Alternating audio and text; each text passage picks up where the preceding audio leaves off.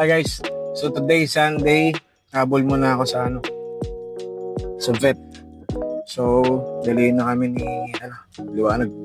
Delay na kami ni Apollo. Pero may 1 week pa naman. So, kasama ko si Apollo. Yan, si Apollo, saka si Anyong. Pahabol muna kami. Yung 5 lang yung vet. Sana hindi ka masaraduan. Let's go! Pesos na is 4:45. Saan yung mabot? Lapit na naman dito yan. So, ito sila. Bad trip lang daan dito, hindi ka pa makapagmadali. Sabay ko. Binutas, tapos ngayon na lang ng ganito. Kaya iyak yung mga pangilalins. Aray. Kaya kahit gusto mo magmadali, hindi pwede. Yan, sobrang babe niya po. Kasi ito yung kanyang nanay. Diba? Yun ka bibehave yan. So malapit na tayo. Sana bukas pa. Ayun, bukas pa.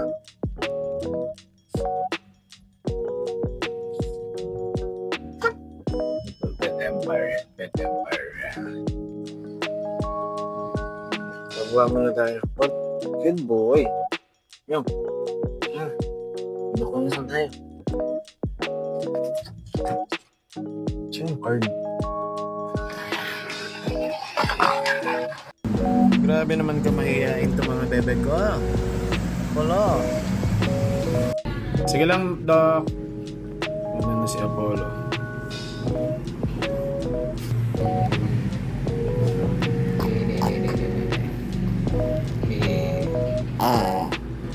Kinukuha na ng time si Anyo. Ay, si Anyo. Si Apollo. Kulit to.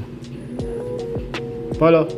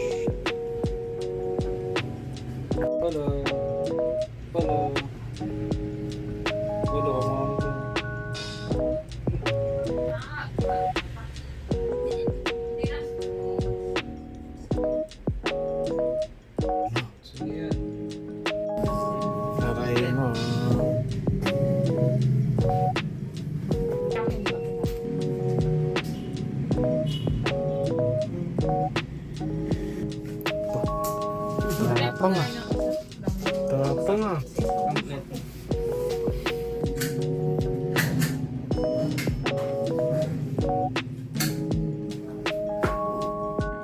Tapos na wala siyang card. 6 and 1. Nabuburaot na lang siya ng kwarto. Good girl. Good girl. Natiwar mo naman siguro to. Yes, Doc. Every 3 months and Doc sila. Lagi namang mawawala. Tapos na kami. Si Apollo at si Anyong. Si Apollo, puro 5-in-1 lang muna yung binigay ko si late niya. Natatakot ako baka hindi niya kayanin yung 6-in-1. Siguro magpapa 5 vaccine na lang ako para sa kanya. Tapos si Anyong, in-update natin yung kanyang yearly na vaccine. So nag 6-in-1 na tayo. So yun no, mas maigi na yung gumastos tayo para sa vaccine nila, yung yearly, 6-in-1. Tapos yung mga iba pang maintenance na kailangan nilang vaccine. Kaysa naman gagastos tayo tapos magkasakit sila. Diba? Ang hirap naman makita na nagkakasakit ng mga baby natin. So yun, prevention is always better than cure. Okay, hanggang dito na lang. Bye guys!